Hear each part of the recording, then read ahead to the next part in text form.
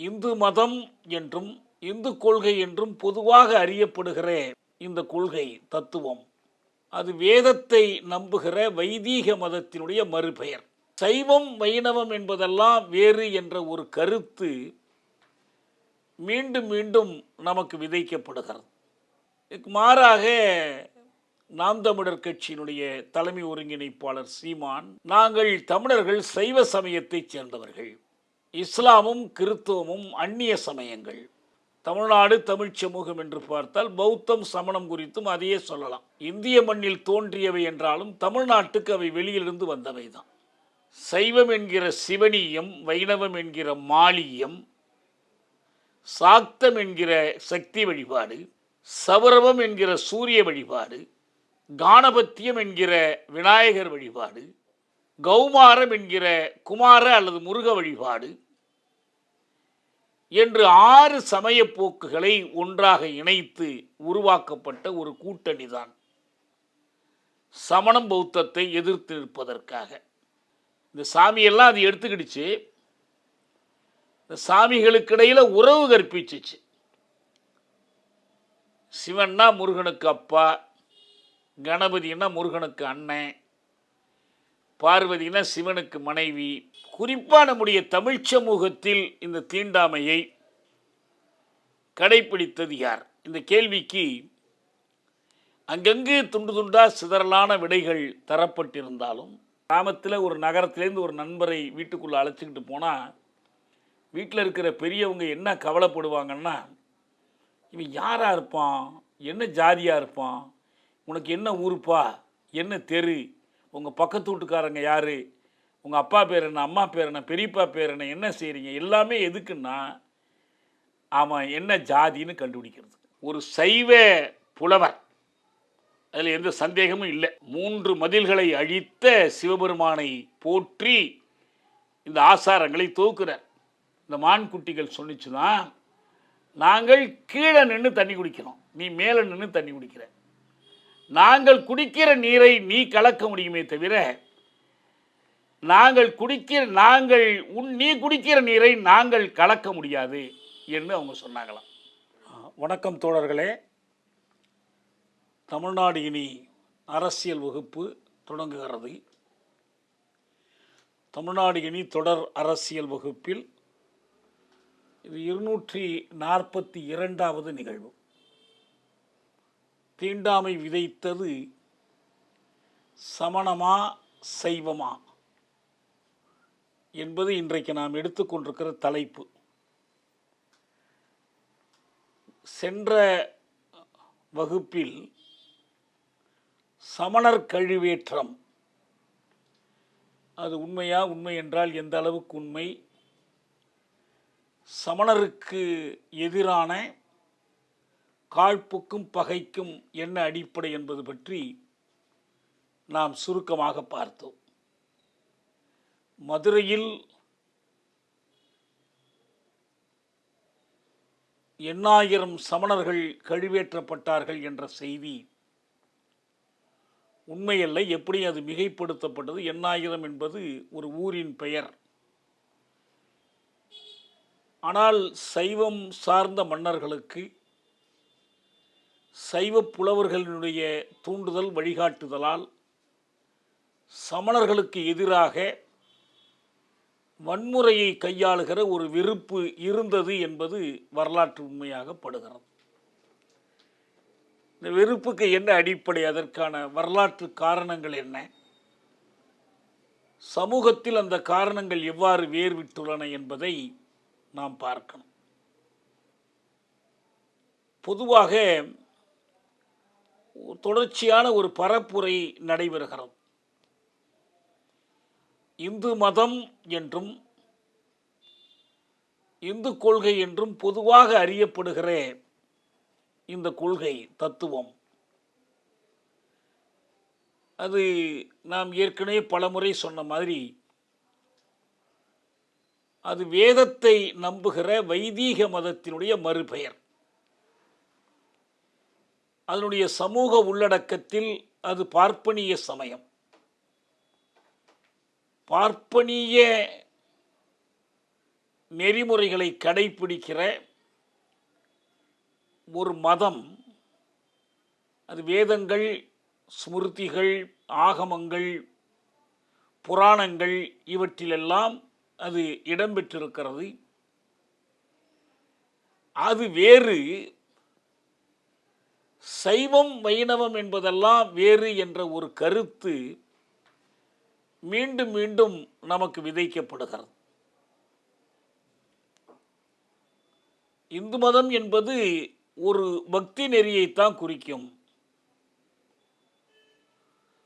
தமிழர்கள் பல்வேறு மதங்களை கடைப்பிடித்துக் கொண்டே தமிழர்களாக இருப்பது போல் தமிழ் கிறித்தவர்கள், தமிழ் இஸ்லாமியர்கள்,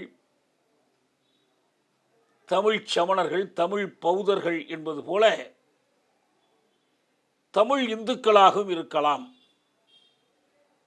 என்று தோழர் மணியரசன் ஒரு செய்தியை வெளியிட்டார். தமிழ் இந்து ஏன் என்று ஒரு புத்தகமே வெளியிட்டார். மாறாக நாம் தமிழர் கட்சியினுடைய தலைமை ஒருங்கிணைப்பாளர் சீமான், நாங்கள் தமிழர்கள் சைவ சமயத்தைச் சேர்ந்தவர்கள், இஸ்லாமும் கிறித்துவமும் அந்நிய சமயங்கள், தமிழ்நாடு தமிழ் சமூகம் என்று பார்த்தால் பௌத்தம் சமணம் குறித்தும் அதையே சொல்லலாம். இந்திய மண்ணில் தோன்றியவை என்றாலும் தமிழ்நாட்டுக்கு அவை வெளியிலிருந்து வந்தவை தான்.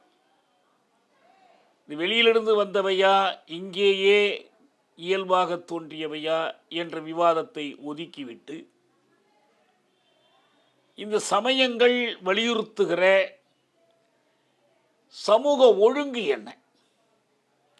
இன்னும் நேரடியாக சொன்னால், பிறப்புக்கும் எல்லா உயிர்க்கும் என்ற அறத்துக்கு மாறாக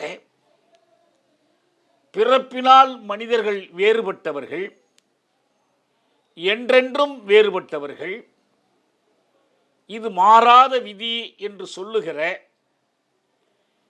மனு தர்மம் அல்லது வர்ண தர்மம், அதுதான் இந்த சமயங்களின் உள்ளடக்கமா என்பதுதான் நமக்கு முன்னால் இருக்கிற கேள்வி.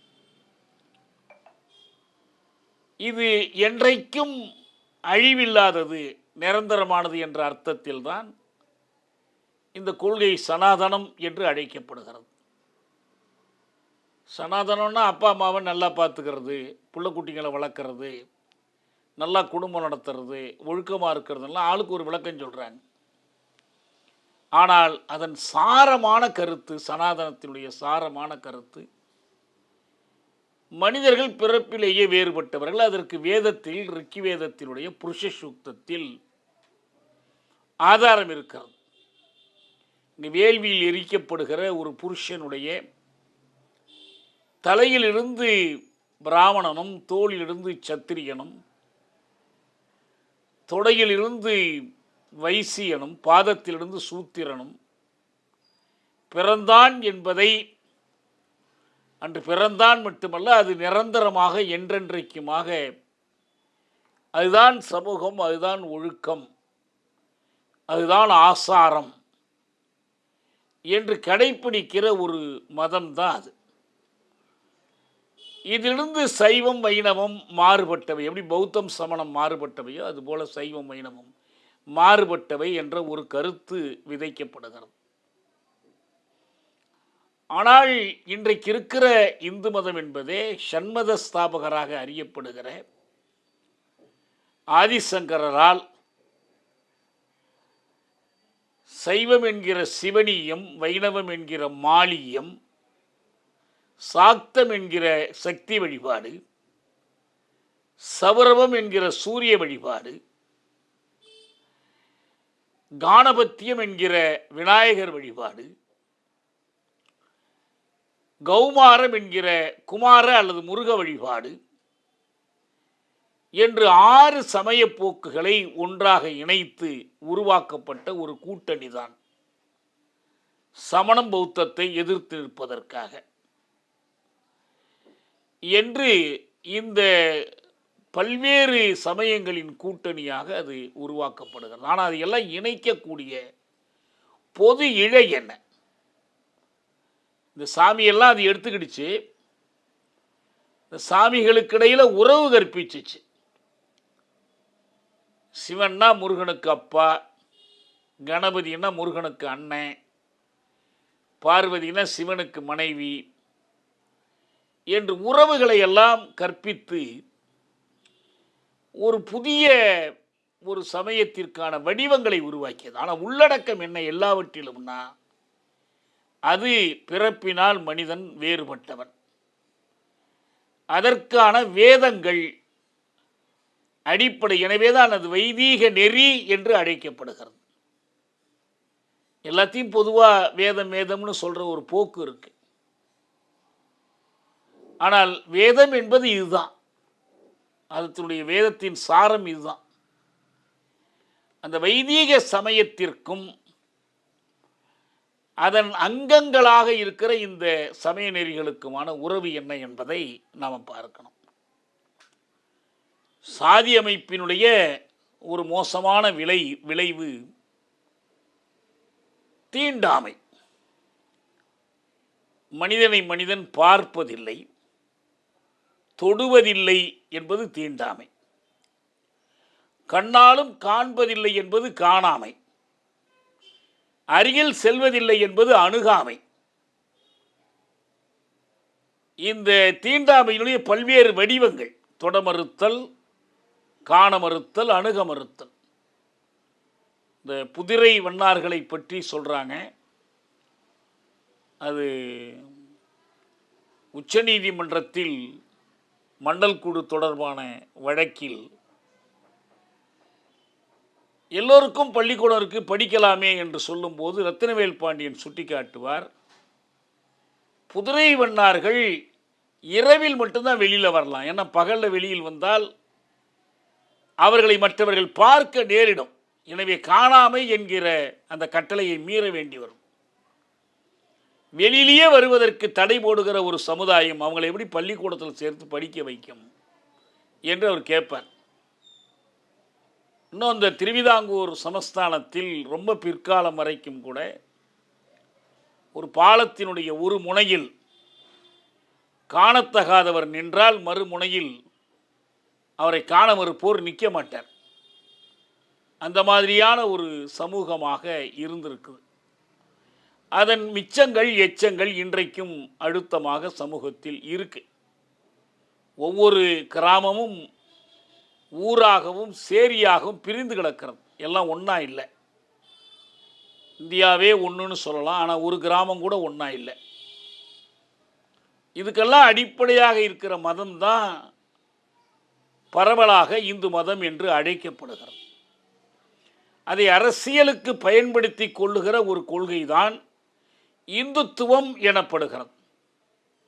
எனவே இந்துத்துவத்தை நாம் எதிர்க்கிற போது அதற்கு அடிப்படையாக இருக்கிற இந்து மதத்தை பற்றி பேச வேண்டிய தேவை இருக்கு. அப்போ அப்படி பார்க்கிற போது இந்த இந்து மதத்தினுடைய மோசமான அந்த வெளிப்பாடாகிய தீண்டாமை எப்போது தமிழ் சமூகத்தில் தொடங்கியது? அதற்கான இலக்கிய சான்று என்ன? அது எவ்வாறெல்லாம் நடைமுறைப்படுத்தப்பட்டது? அண்ணல் அம்பேத்கர் அவர்கள் பொதுவாக இந்து மதத்தின் தீண்டாமை பற்றி சொல்லுகிற போது, பௌத்தத்திற்கு எதிரான ஒரு போராட்டத்தில் பௌத்த மதத்தை தழுவியவர்கள் தீண்டப்படாதவர்கள் ஆக்கப்பட்டார்கள் என்று சொல்றார்.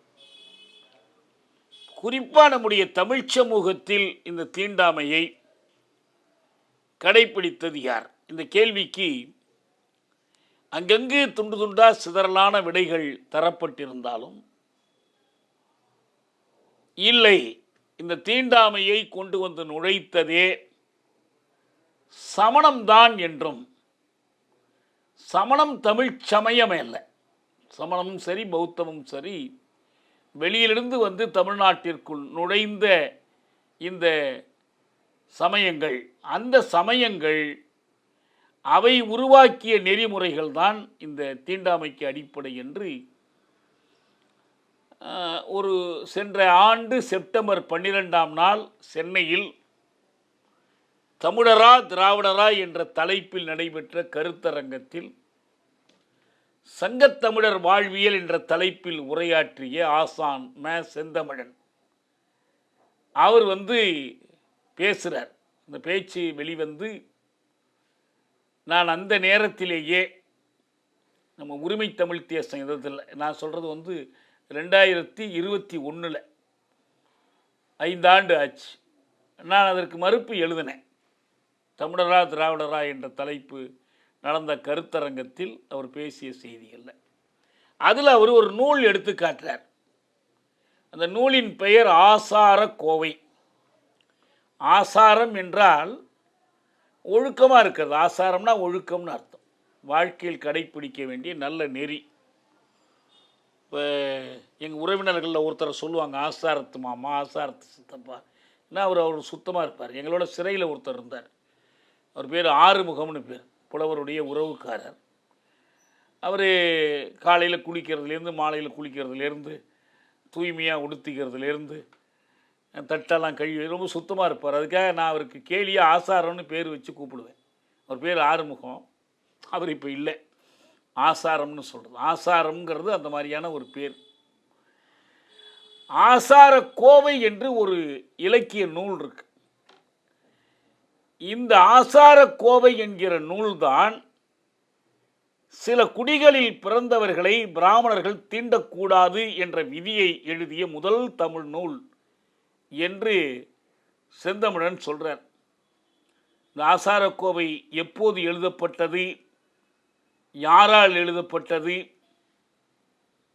அது எப்படி தீண்டாமையை கற்பிக்கிறது என்பதையெல்லாம் நாம் சுருக்கமாக பார்க்கணும்.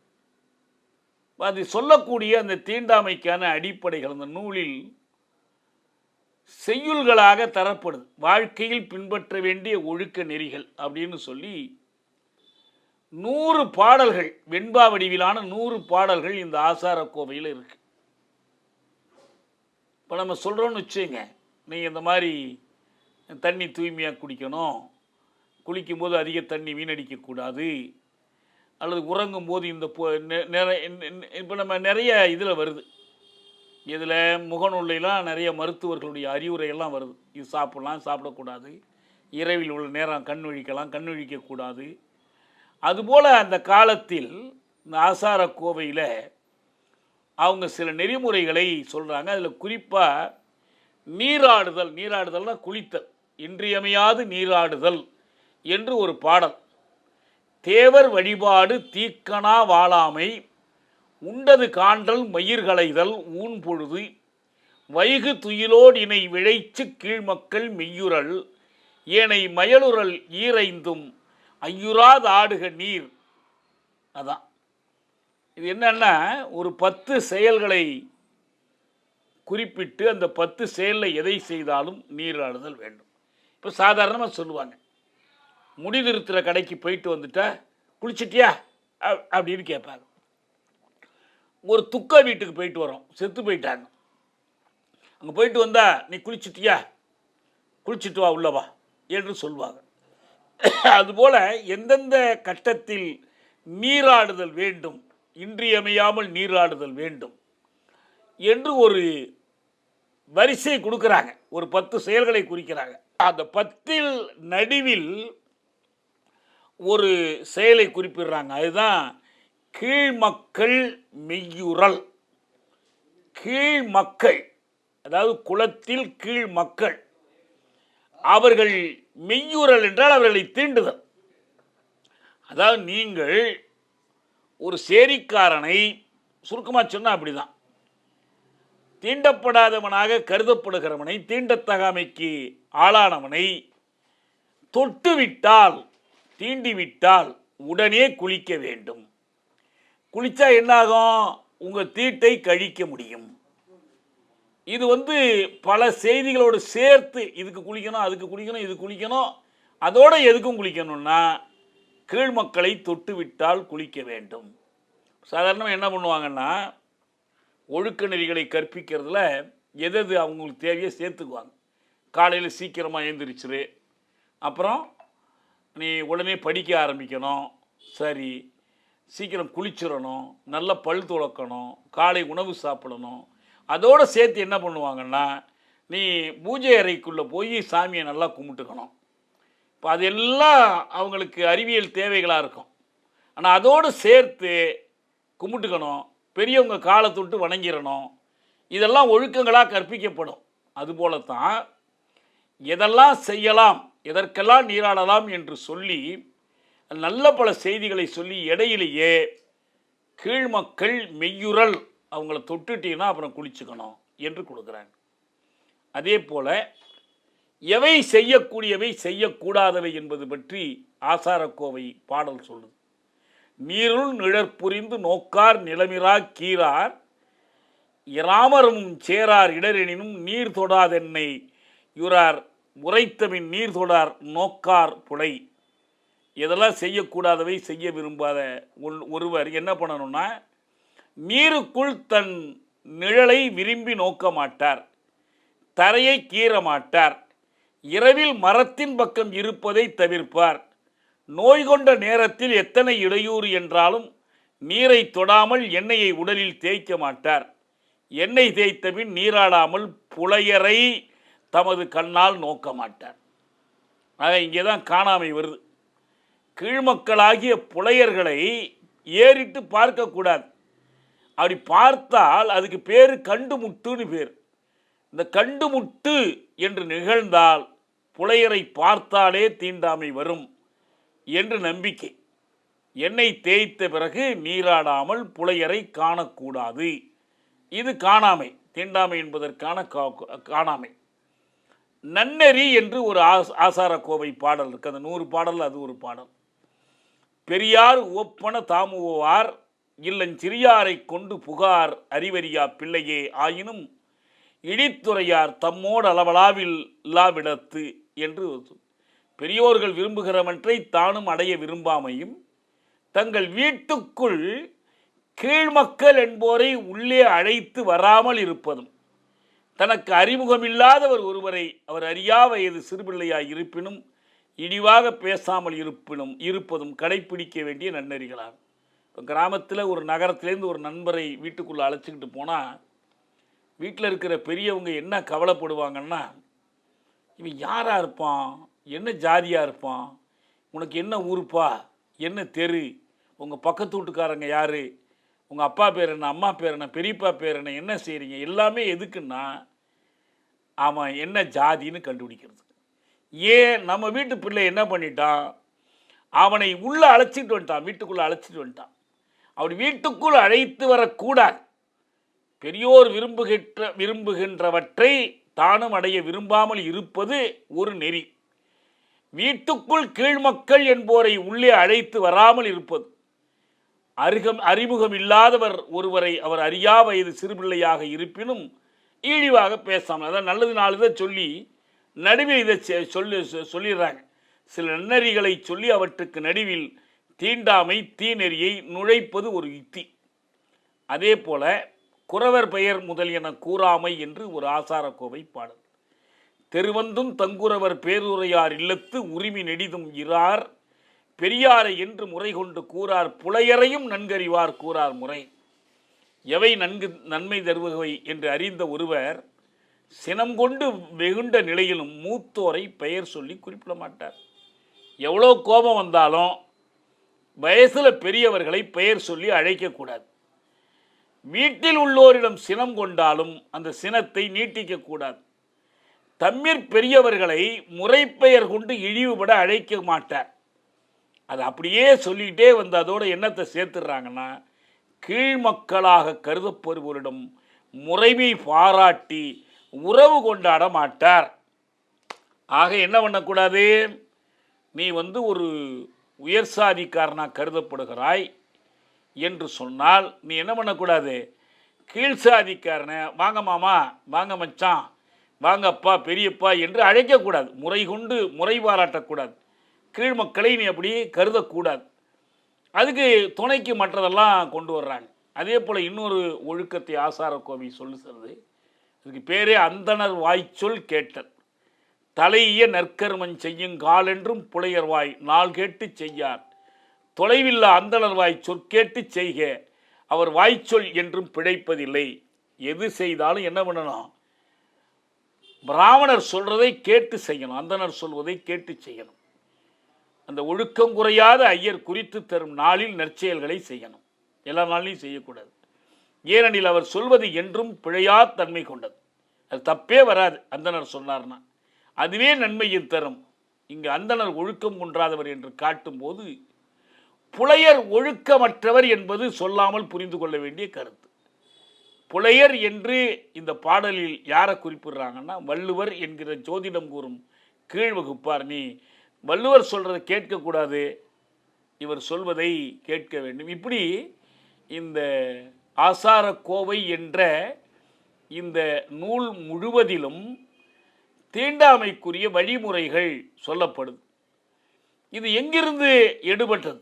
இது வந்து முக்கியமான கேள்வி என்ன இருக்குன்னா, அவர் செந்தமிழனும் பிற்காலத்தில் மணியரசன் தமிழ் இந்து ஏன் என்ற நூலை எழுதுகிற போதும் இந்த ஆசார கோவையை ஒரு சமண நூல், சமணர்களால் கொண்டு வரப்பட்ட ஒரு நூல், அவர்கள்தான் அந்த சமணம்தான் முதலாக தமிழ் இலக்கியத்தில் தீண்டாமையை நுழைத்தது என்று அவங்க வந்து வாதிடுறாங்க.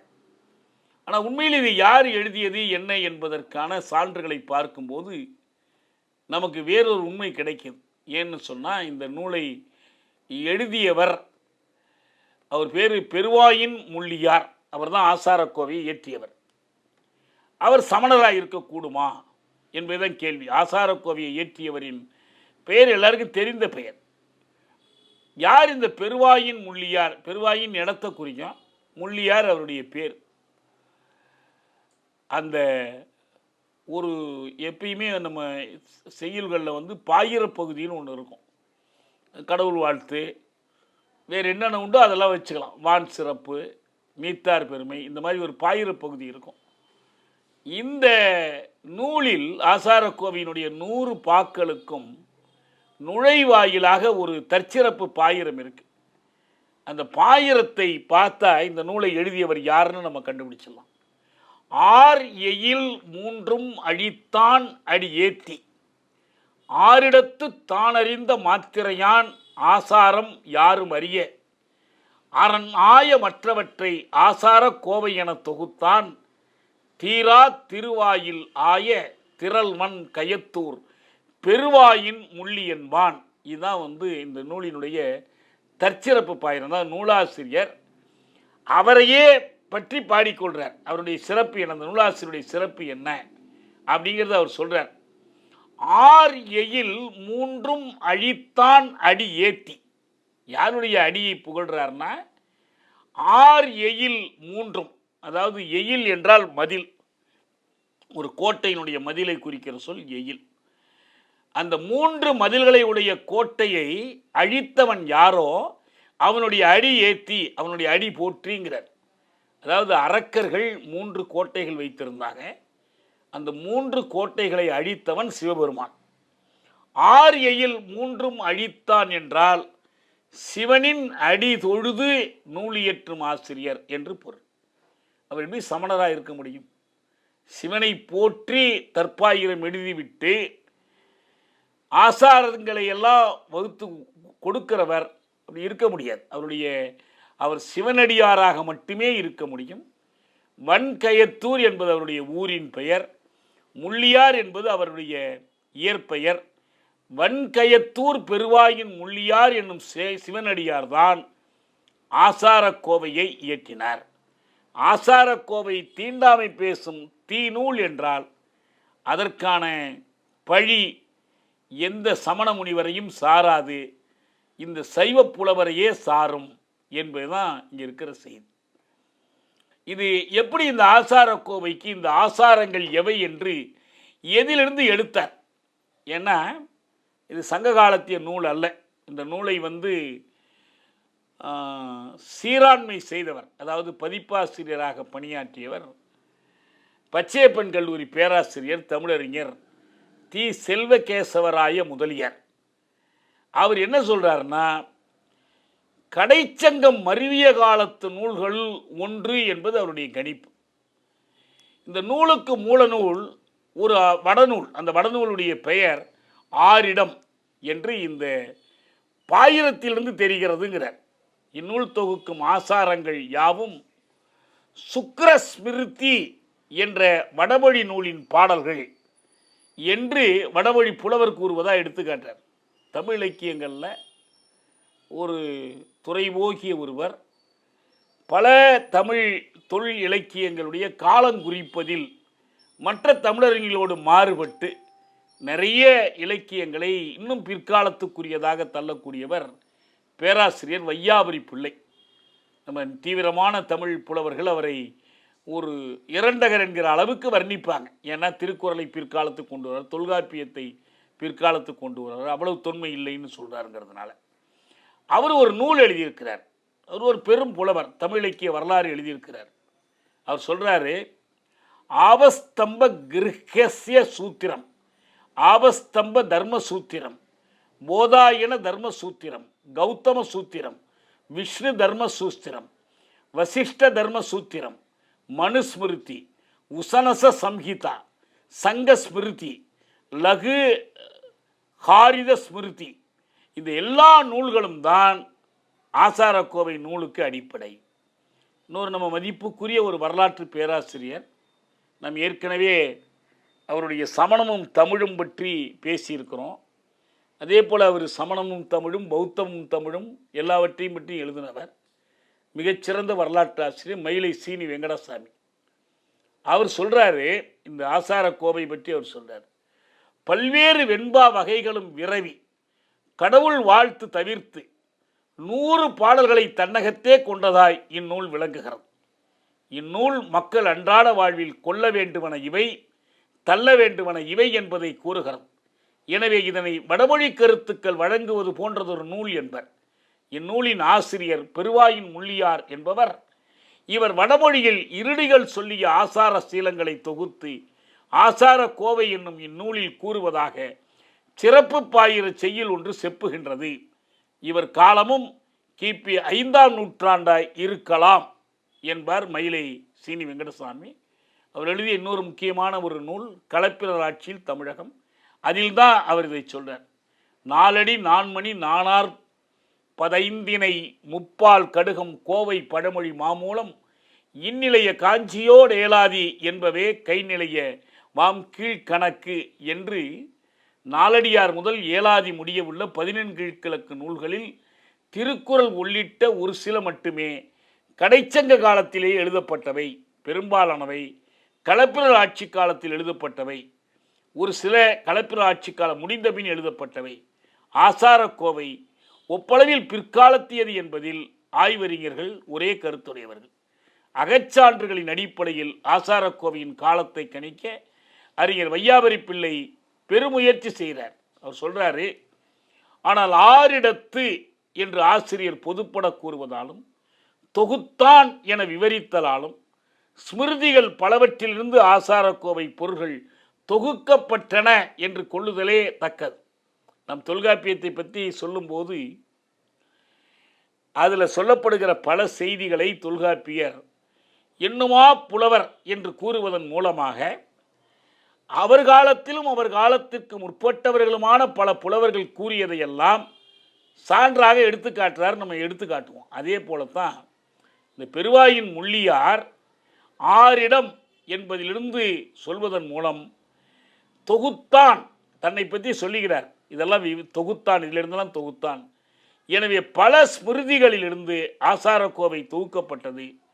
சுக்கிர ஸ்மிருதி எனப்படும் உசன சம்ஹிருதைக்கும் ஆசாரக்கோவைக்கும் பல கருத்தொற்றுமைகள் காணப்படுகின்றன. இது யார் சொல்றது? வையாபுரி பிள்ளை சொல்றார். பிற்பட்ட ஸ்மிருதிகளிலிருந்து சில கருத்துக்கள் ஆசாரக்கோவையில் கொல்லப்பட்டுள்ளன. நிறைவா மெல்கோலும் தின்னார், இது ஆசாரக்கோவையில் ஒரு ஆசாரம். இது சுக்கிர ஸ்மிருதியில் இல்லை, லகுகாரி தஸ்மிருதியில் உள்ளது. எனவே ஸ்மிருதியின் காலம் கிபி 600க்கு பிற்பட்டதே. மண்டலஞ்செய் எண்ணல் இது ஒரு ஆசாரம் என்பது மற்றொன்று சுக்கிர ஸ்மிருதியில் காணப்படுகிறது. இச்செயலின் இறுதியடியில் காணப்படும் கொண்டாரக்கர் குறித்து என்னும் கருத்து இதன்கண் இல்லை. இரண்டும் ஒருங்கே காணப்படுவது லகுசா தா தபத்திலும் லகு அத்திரி ஸ்மிருதியிலும் தான்.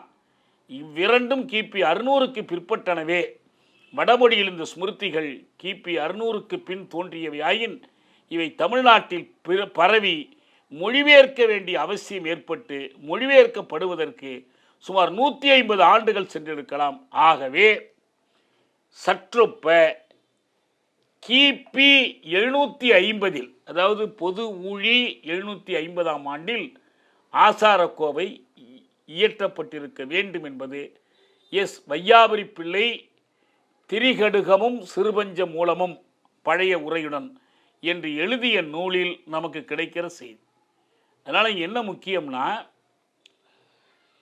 இந்த ஒரு சைவ புலவர், அதில் எந்த சந்தேகமும் இல்லை, 3 மதில்களை அழித்த சிவபெருமானை போற்றி இந்த ஆசாரங்களை தொகுக்கிறார். அந்த சைவ புலவர் தொகுக்கிற இந்த ஆசாரங்கள் ஆரியத்தினுடைய ஸ்மிருதிகளிலிருந்து எடுக்கப்பெற்று, பல்வேறு ஸ்மிருதிகள் பல்வேறு காலங்களில் எடுக்கப்பட்டு அவைதான் ஒழுக்கங்கள், அவைதான் ஆசாரங்கள் என்று ஒழுங்குபடுத்தப்பட்டு மொழிபெயர்க்கப்பட்டு இந்த ஆசாரக்கோவை இலக்கியத்திற்கு கோவையாக கொண்டு வரப்படுது. அதனால் வேண்டி இங்கு அந்த நூலை பொறுத்தவரை அது கூறுகிற சைவம் என்பது ஆரியத்துக்கு எதிரானதல்ல, ஆரியத்துக்கு இசைவானது. ஆரியத்தை கொண்டு வந்து சேர்ப்பது, ஆரியம் எதையெல்லாம் நெறிகளாக கடைப்பிடிக்குதோ அதை கொண்டு வருவது. அதனால் வேண்டி இந்த ஆசாரக்கோவை இயற்றப்பட்டது ஆரியத்தை நிலைநிறுத்துவதற்காகத்தான் இயற்றியவர் சைவ முனிவர். இதில் சமணத்துக்கு ஒரு தொடர்பும் இல்லை.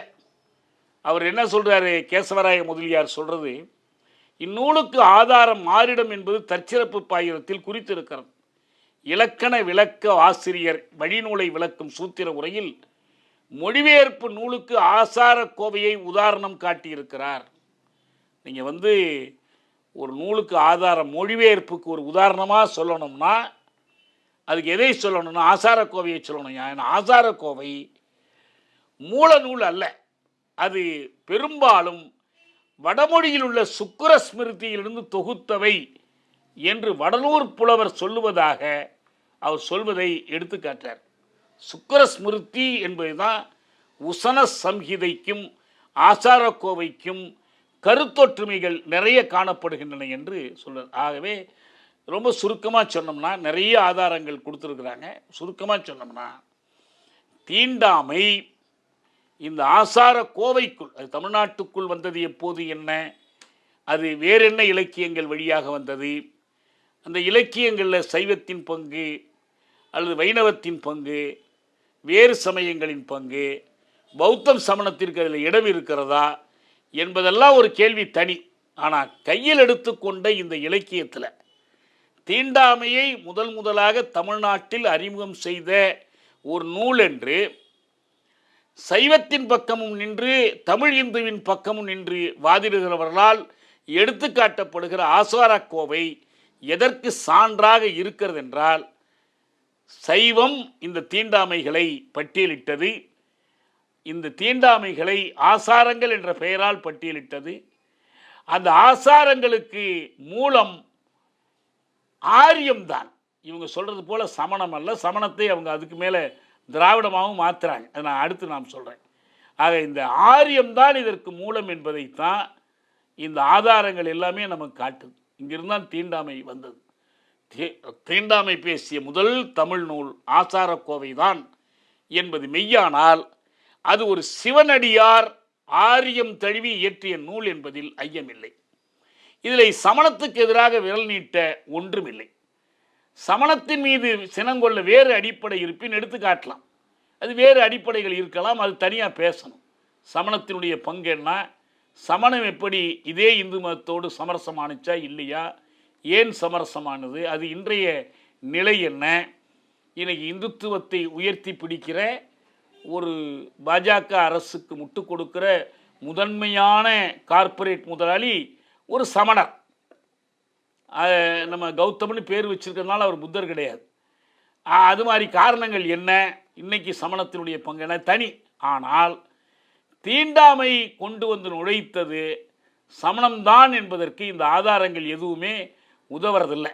இதில் நான் அப்பயே சுட்டி காட்டின மாதிரி ஒரு பெரிய கால வழு இருக்குது.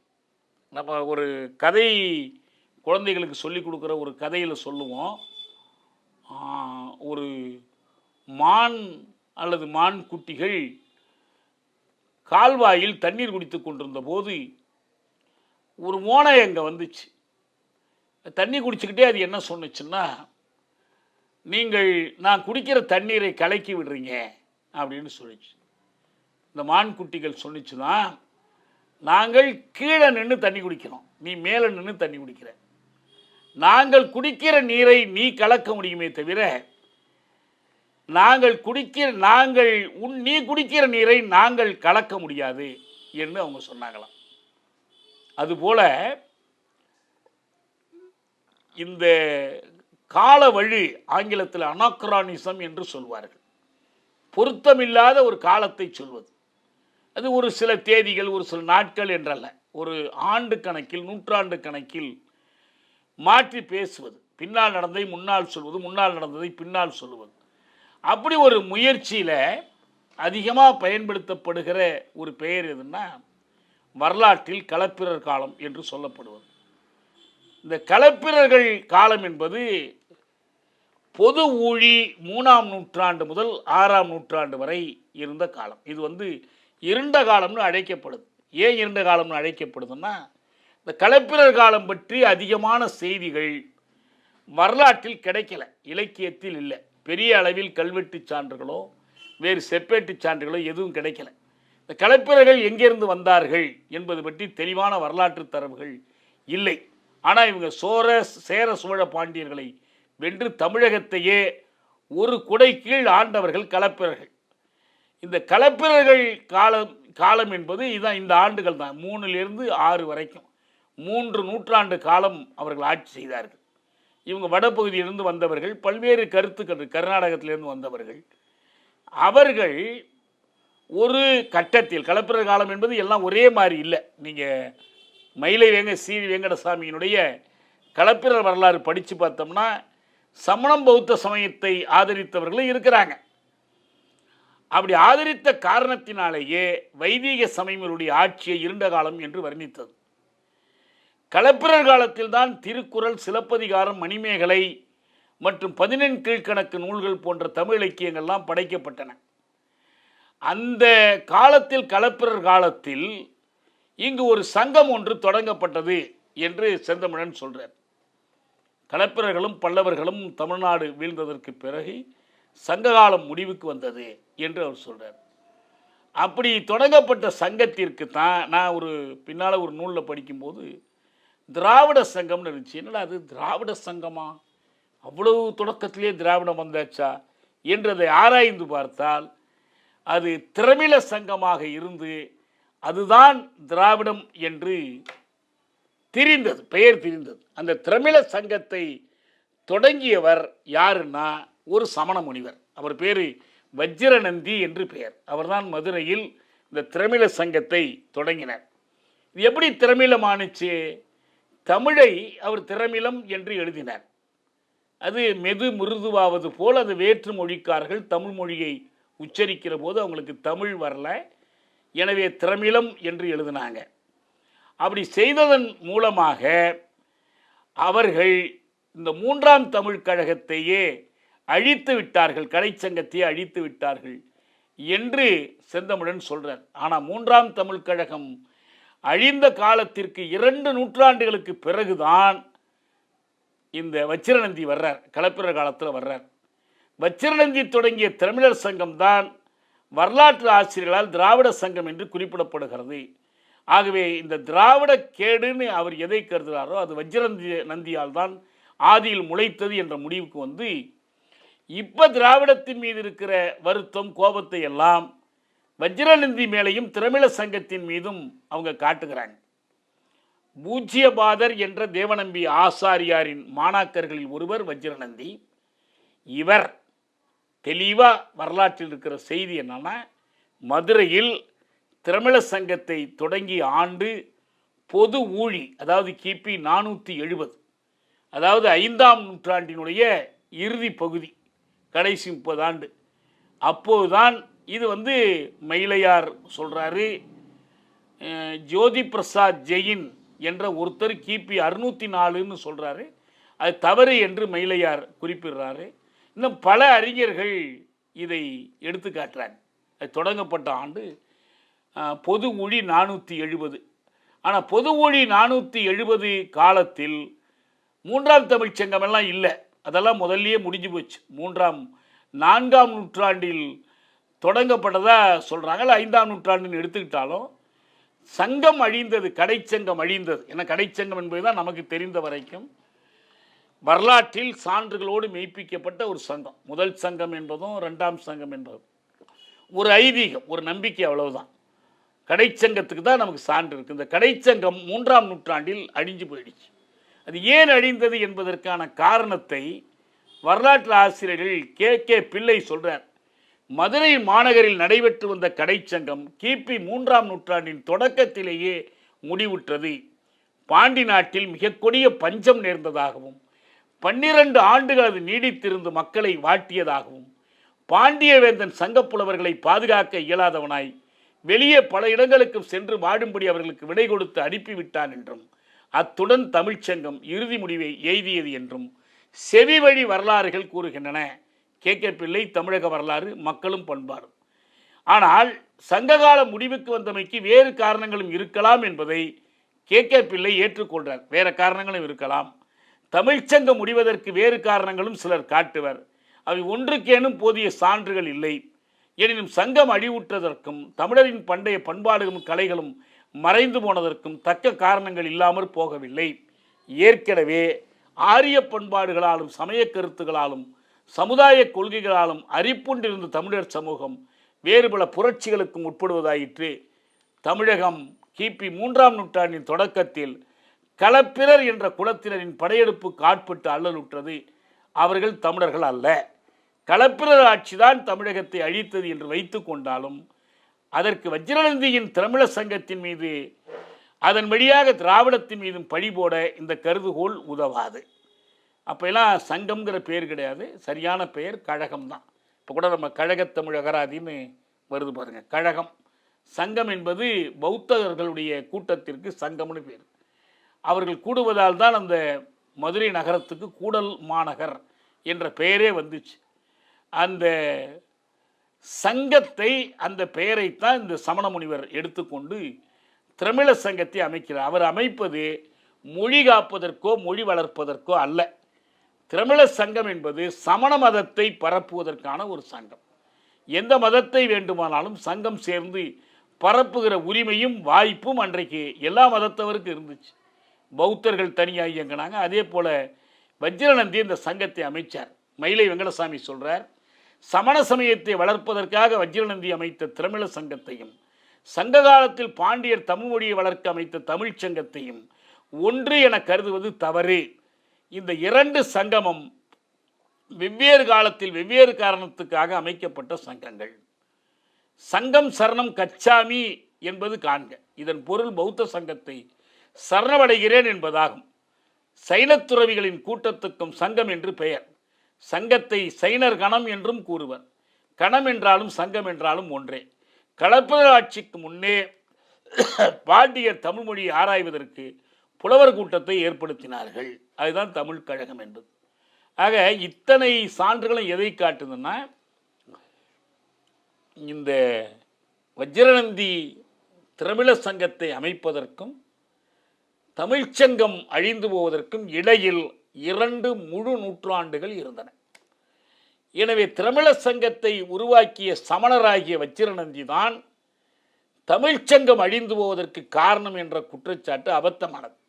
அது மட்டுமல்ல, இந்த களப்பிரர் காலத்தில் ஆசோரக்கோவை எழுதப்பட்டது என்று சொல்வதும் தவறு. களப்பிரர் காலமெல்லாம் முடிந்து ஓரிரு நூற்றாண்டுகள் கழித்து தான் ஆசாரக்கோவை எழுதப்படுது. இரண்டாவது, ஆசாரக்கோவை எழுதியவர்கள் எந்த சமண புலவரும் அல்ல, ஒரு சைவ புலவர் எழுதியது, சிவனை போற்றி எழுதியது. அந்த ஆசாரக்கோவையில் சொல்லப்பட்டிருக்கிற தீண்டாமை நெறிகள், இதெல்லாம் தீண்டாமை இப்படித்தான் கடைப்பிடிக்க வேண்டும் என்றவர்கள் சொல்லக்கூடிய இந்த நெறிகள் அனைத்தும் ஆரிய இலக்கியங்களிலிருந்து எடுக்கப்பட்ட நெறிகள். அந்த ஸ்மிருதிகள் மற்றவற்றிலிருந்து தான் எடுத்து கொடுக்குறாங்க. இந்த பல அறிஞர்களும் எடுத்து காட்டியிருக்கிறாங்க.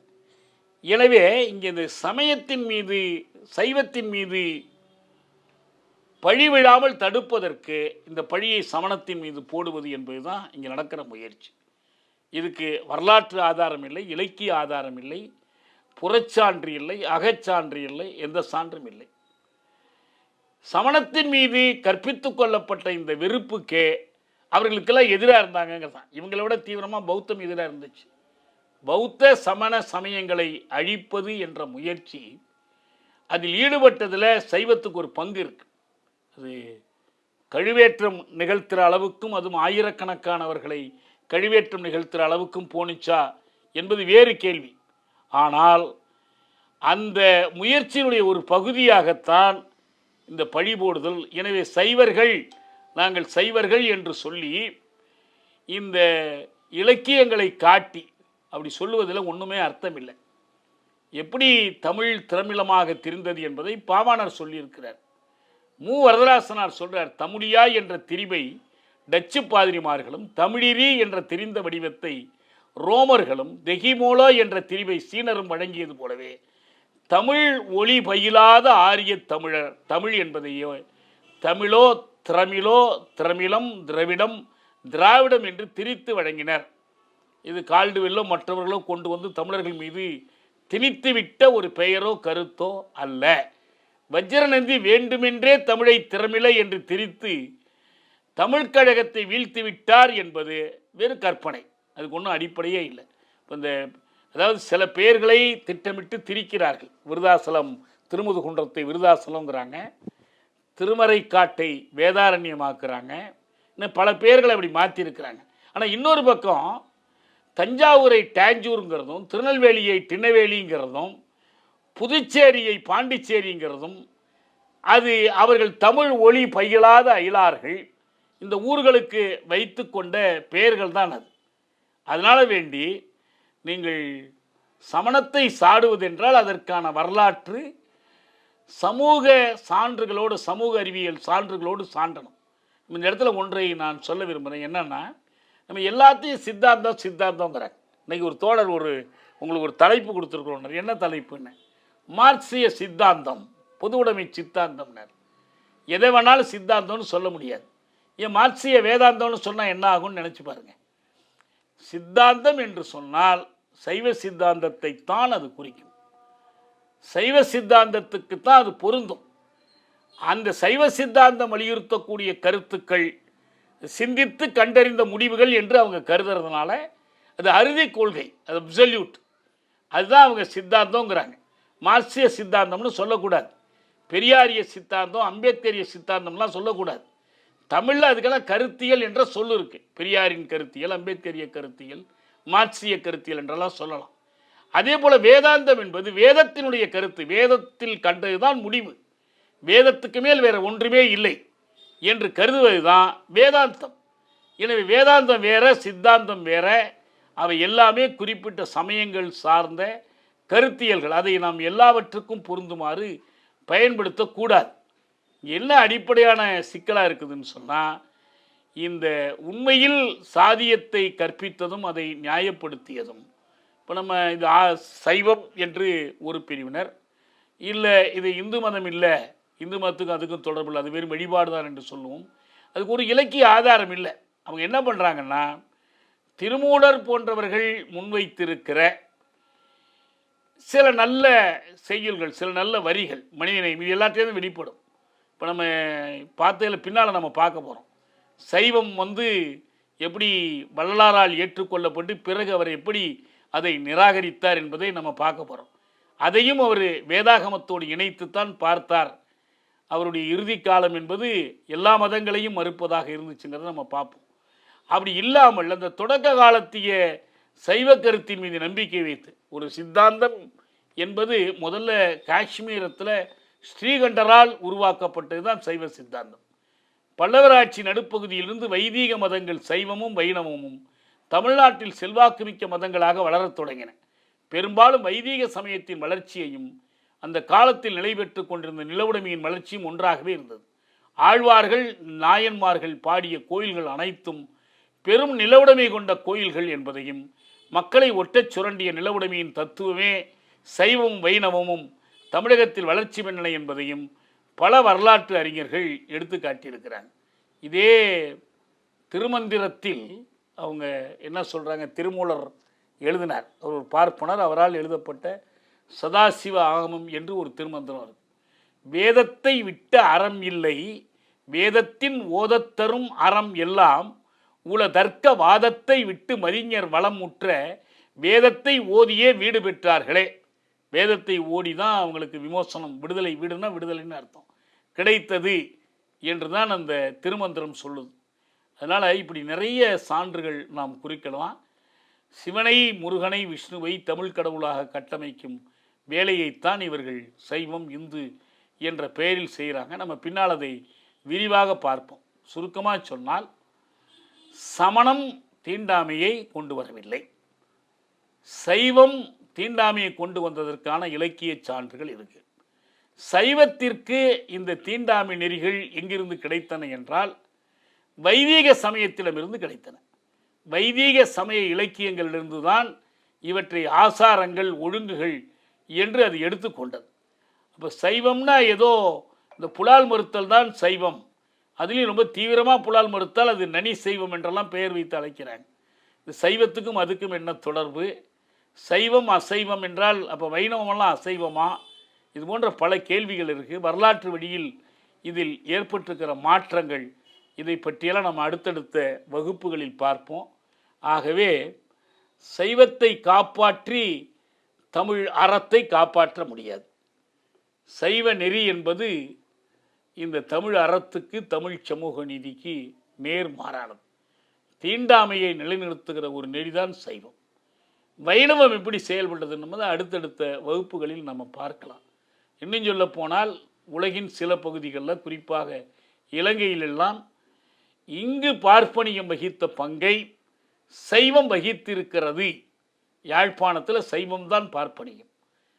அவர்கள் தமிழ்நாட்டிலும் பார்ப்பனிய மறுப்புக்கு எதிராக தீவிரமாக வாதிட்டிருக்கிறார்கள். அந்த வரலாற்றை நாம் அடுத்தடுத்த வகுப்புகளில் பார்ப்போம்.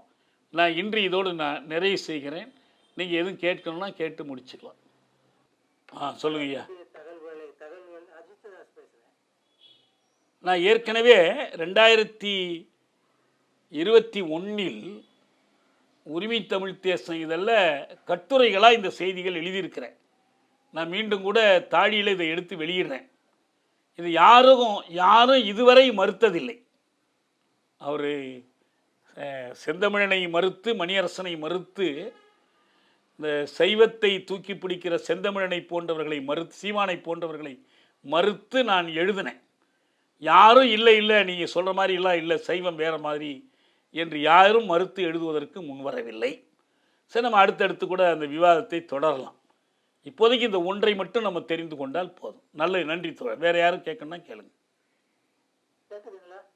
கேட்குது சொல்லுங்க.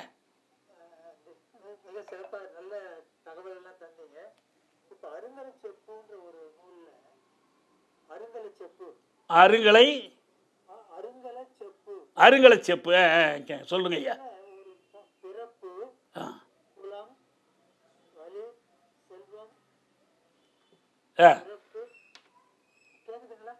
கேட்குது, எனக்கு கேட்குது, சொல்லுங்க.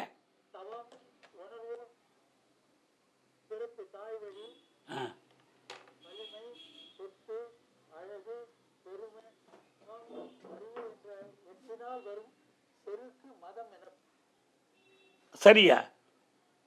எனக்கு அந்த அந்த அருங்கலச்செப்பு நூல் கையடக்கப்படி கிடைக்குமா, பிடிஎஃபாக கிடைக்குமா? இருந்தால் எனக்கு அனுப்புங்க. சரி, நன்றி ஐயா. நன்றி ஐயா.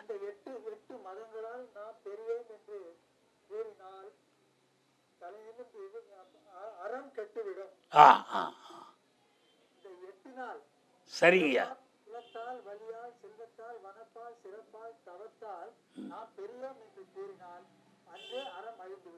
அது சரி சரி.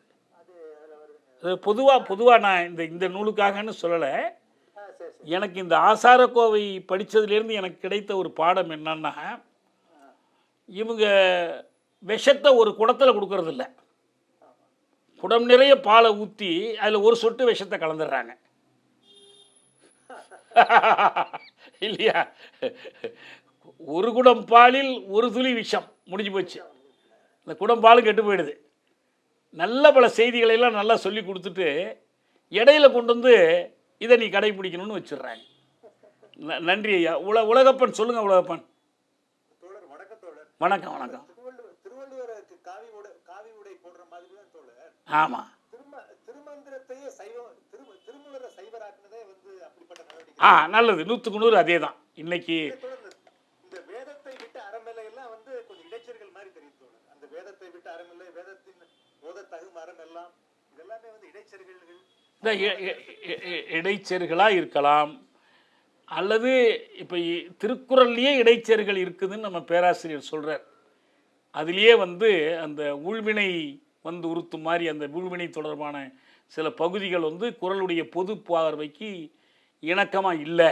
எனவே அதெல்லாம் இடைச்செருகளாக இருக்கலாம்னு சொல்கிறாங்க. சரி, நம்ம அது என்னன்னு பார்க்கலாம். மொத்தத்தில் நம்ம குறள் நெறி தான் தமிழ் நெறி. நமக்கு பிறப்போக்கும் எல்லா உயிருக்குங்கிற அடிப்படையாக உள்ளது. அதனால் இந்த சைவ நெறிகளில் இடைச்செருகள் இருக்கலாம், இல்லாமலும் இருக்கலாம். மொத்தத்தில் இப்போ நம்ம காட்டின மாதிரி அவங்க ஆரியத்திலிருந்து தான் சைவம் இதெல்லாம் எடுத்துக்குது. அதனுடைய தொடர்ச்சி தான் இது.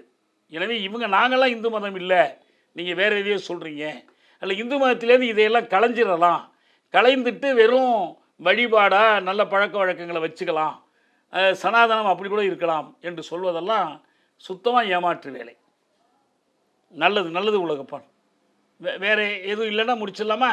நம்ம வருகிற 13ஆம் தேதி ஒரு தகடூர் சம்பத்தினுடைய நினைவேந்தல் நிகழ்ச்சி நம்ம ஏற்கனவே அறிவிச்சிருக்கிறோம். நம்ம நேற்றோ இன்றைக்கோ நண்பர்கள் ஒரு முறை கூடி பேசலாம், இது தொடர்பான திட்டமிட்டோம். அது இன்றைக்கோ நாளைக்கோ நம்ம தகவல் சொல்கிறோம். நம்ம அதில் நம்ம ஒரு சம்பத்து நூலகம் ஒன்று அமைக்கணும்னு திட்டம். அது சம்மந்தமாக கொஞ்சம் பேசி திட்டமிடணும். நம்ம இடையில் அந்த நிகழ்ச்சிக்கு முன்னதாக ஒரு முறை பேசுவோம். நீங்கள் வாய்ப்புள்ளவங்க எல்லாருமே கலந்துக்கலாம், நான் எல்லாருக்கும் அனுப்புகிறோம். தோழர் வேறு எதுவும் செய்தி இல்லைன்னா முடிச்சிடலாம். தோழர் சொல்லு. 13ஆம் தேதி காரிக்கிழமை மாலை 5 மணி. ஆமாம், முன்னால் பேசுறது எனக்கு நேற்று சொல்லியிருந்தேன். நேற்று இந்த அழைப்புதல் வேலையில் தோழர்கள் தீவிரமாக இருந்ததுனால செய்ய முடியல. மகிழன் அந்த வேலையில் இருந்தார். நான் அவரை மகிழன்ட்ட கலந்துக்கிட்டு உங்களுக்கு தொடர்பு கொள்கிறோம். நாங்கள் ஒவ்வொருத்தர்ட்டையும் தொடர்பு கொண்டு அளிக்கிறோம். பொதுவான அறிவிப்பு கொடுத்து கூட நம்ம திட்டமிடுவோம். நம்ம எப்படியும் காரிக்கிழமைக்கு முன்னால் அதை முடிவு பண்ணிடுறோம்.